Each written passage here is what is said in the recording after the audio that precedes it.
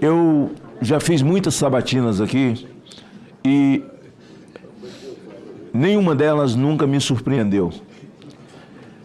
E, na verdade, eu participo de sabatina. Assim como qualquer cidadão simples que faz uma faculdade, é ouvido por uma banca no seu TCC. Na sua fala, eu já vi falas profundas, significativas, e que geraram alguma expectativa em mim, principalmente a de Alexandre de Moraes. Nunca ouvi ninguém falar sobre liberdade com tanta propriedade e profundidade. Eu disse ao sabatinado Fachin aqui um dia: não se separa um homem das suas convicções. Porque ele disse a mim: senador, depois que o homem põe a toga nas costas, começa uma nova vida, muda tudo. Eu disse: não, um homem nunca será separado das suas convicções. Veja o comportamento deles. O maior violador de direitos humanos do mundo hoje, um dos top 5, chama-se Alexandre de Moraes. E fez aqui uma sabatina falando de liberdade, um verdadeiro encanto. E é um violador de direitos humanos, um verdadeiro tirano hoje na Suprema Corte do Brasil. Se eu pudesse colocar o áudio aqui, senhor Messias, eu não vou colocar, mas eu tenho aqui a fotografia desse dia da sua entrevista, e que o seu timbre é totalmente diferente, porque aqui nessa sua entrevista, o seu timbre de voz e a sua maneira de colocar não é a mesma produção da sua repetição hoje. Eu quero ler aqui um trecho onde o senhor diz: nós pedimos a prisão preventiva dos envolvidos, foi pedida por mim, como advogado-geral da União, ao ministro Alexandre de Moraes. Não podia ter um outro resultado. E ele determinou a prisão dessas pessoas a meu pedido. As minhas posições, elas são conhecidas e divulgadas há muito tempo. Nada contra a pessoa do cidadão, mas contra as suas atitudes. E assim eu faço na tribuna do Senado e aqui, ao longo de 3 mandatos, nessa casa.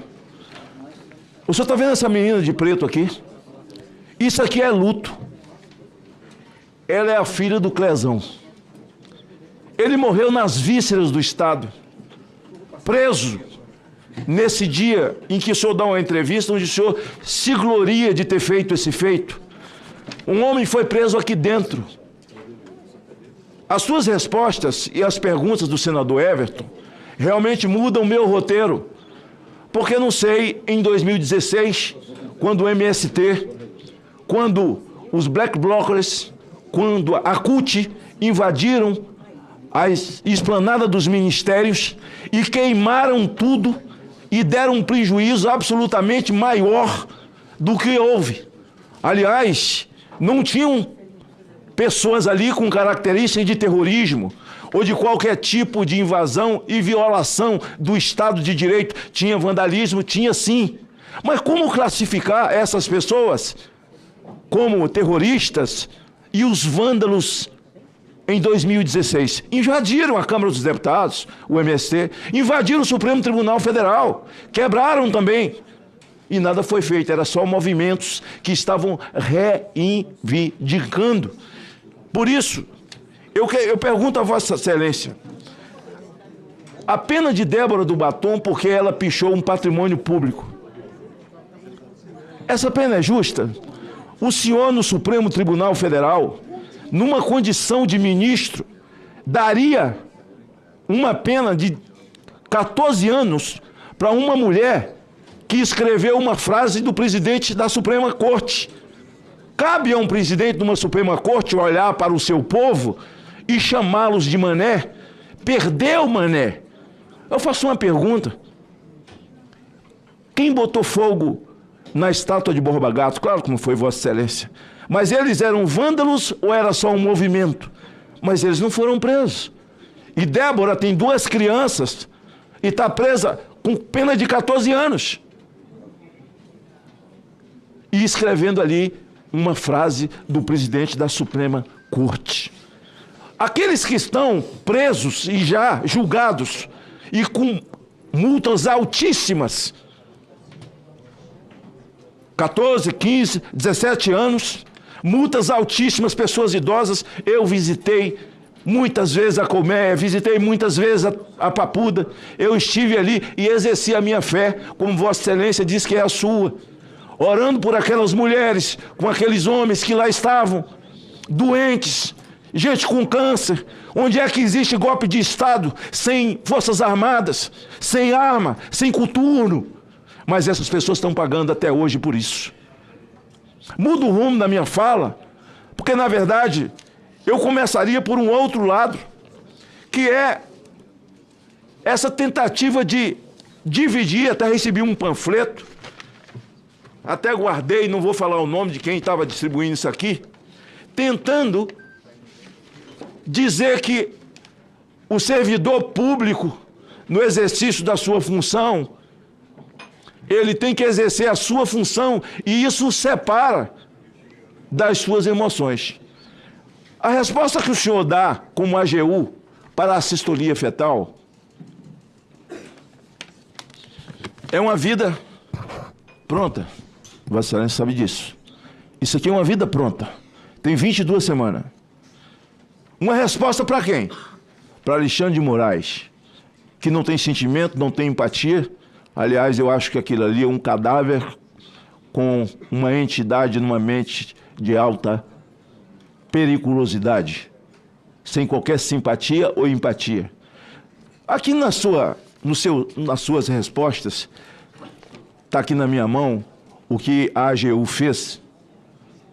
Não tem essa conotação que o senhor colocou aí agora. Ninguém nunca me deu essa surpresa de ser sabatinado aqui. Aqui eu escuto os melhores discursos, eu escuto as melhores respostas. E hoje nós temos a Suprema Corte.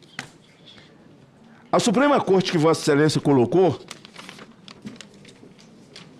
ela não existe nem no país de Alice. Nós temos hoje uma Suprema Corte